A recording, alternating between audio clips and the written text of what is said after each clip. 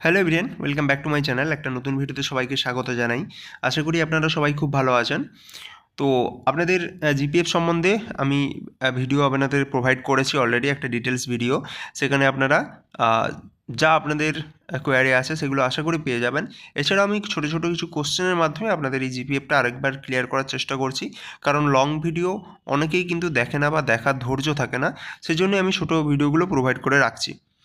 তো আগের ভিডিওতে আমি বলে দিয়েছি যে কে আপনাদের জিপে অ্যাকাউন্ট ওপেন করে, ম্যাক্সিমাম মিনিমাম আপনাদের কত টাকা কাটাতে হয়, সেখানে আপনাদের ইন্টারেস্ট রেট কত থাকে, এবং একজন ব্যক্তি তিনি সাবস্ক্রিপশানের যে আপনাদের রেট সেটা বছরে তিনি কবার চেঞ্জ করতে পারেন, এগুলো সমস্ত বলেছি।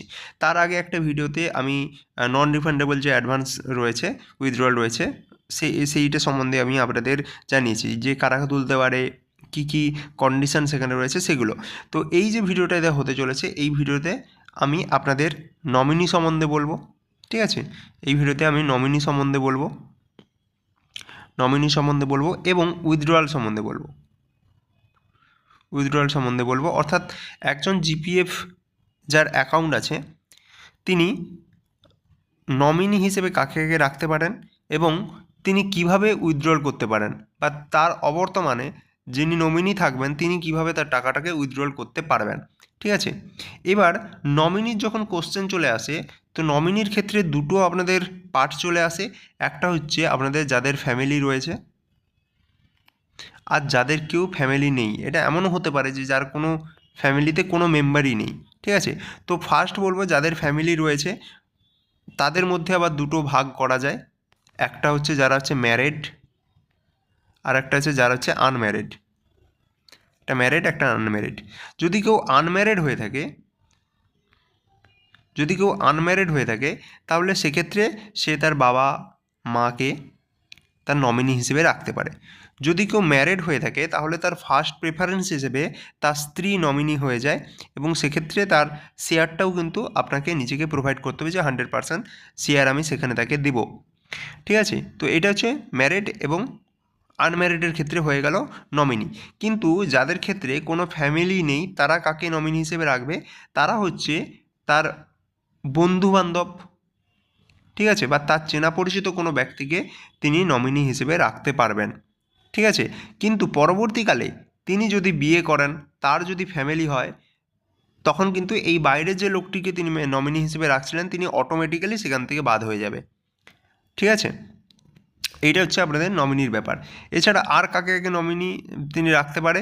এক্ষেত্রে কোনো যদি মহিলা যদি এমপ্লয়ির ক্ষেত্রে আমি যদি বলি, ফিমেল এমপ্লয়ির ক্ষেত্রে যদি আমি বলি, তাহলে ফিমেল এমপ্লয়ি তিনি তার হাজব্যান্ডকে রাখবে, তার সন, তার ডটার, ঠিক আছে, বা তার যে গ্র্যান্ড ডটার, ঠিক আছে, বা গ্র্যান্ডসন, তাদেরকে কিন্তু তিনি নমিনি হিসেবে রাখবেন। আর যদি কোনো মেল এমপ্লয়ি হয়ে থাকে তিনি তার ওয়াইফকে রাখবেন, তিনি তার সন, ডটার, গ্র্যান্ড ডটার, গ্র্যান্ডসন, এদেরকে সবাইকে রাখতে পারবে। ঠিক আছে, এটা হচ্ছে আমাদের নমিনি।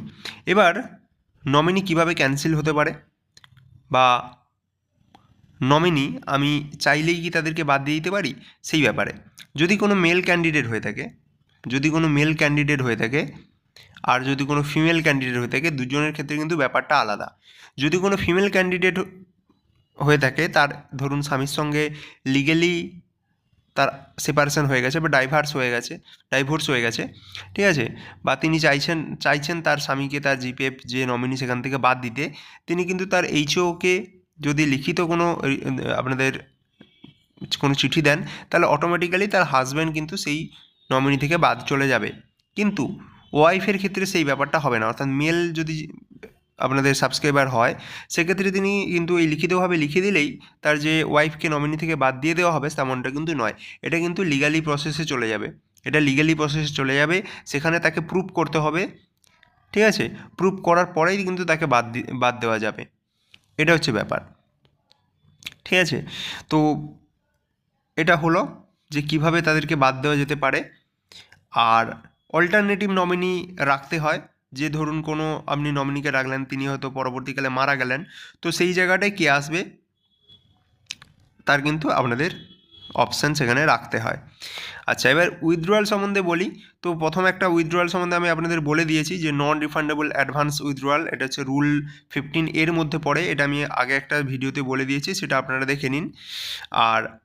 আর কিছু উইথড্রয়াল রয়েছে, যেমন কোনো এমপ্লয়ি তার যে সার্ভিস লাইফ সেটা শেষ হয়ে গেছে, অর্থাৎ তিনি রিটায়ারমেন্ট করেছেন বা তিনি রেজিগনেশন দিয়ে দিয়েছেন বা তাকে এই গভর্নমেন্ট সার্ভিস থেকে ডিসমিস করে দেওয়া হয়েছে। তো সেক্ষেত্রে তিনি কী করবেন, সেক্ষেত্রে তার ক্ষেত্রে ফর্ম হয়, সেটা হচ্ছে 10A।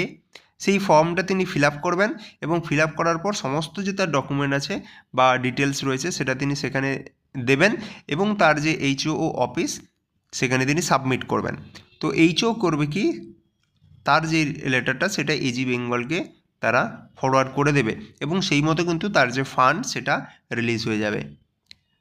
আচ্ছা, এবার কোনো এমপ্লয়ি ধরুন সার্ভিস করতে করতে মারা গেল, সেক্ষেত্রে কি হবে, সার্ভিস করতে করতে যখন তার ডেথ হয়ে গেল, তাহলে ডেথ হয়ে যাওয়া মানে অবশ্যই নমিনেশন যারা আছে, নমিনি যারা, তারা চলে আসছে।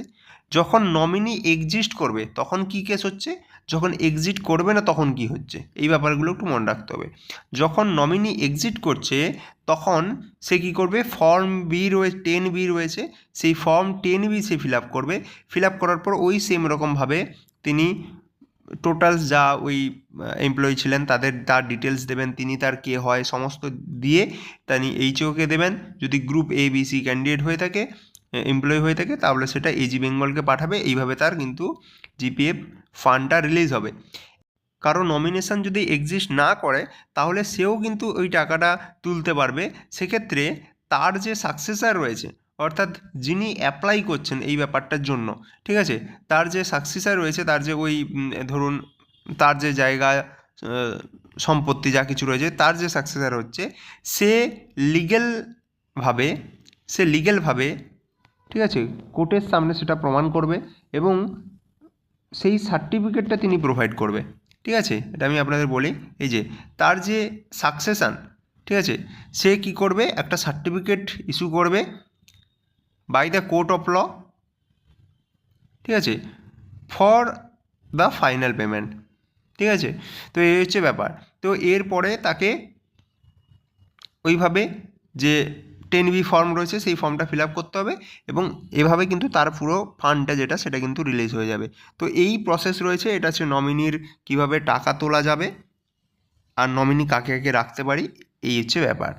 তো পরের ভিডিওর জন্য অবশ্যই আপনারা চ্যানেলটিকে সাবস্ক্রাইব করে রাখবেন আর ভালো লাগলে অবশ্যই লাইক করবেন। ধন্যবাদ।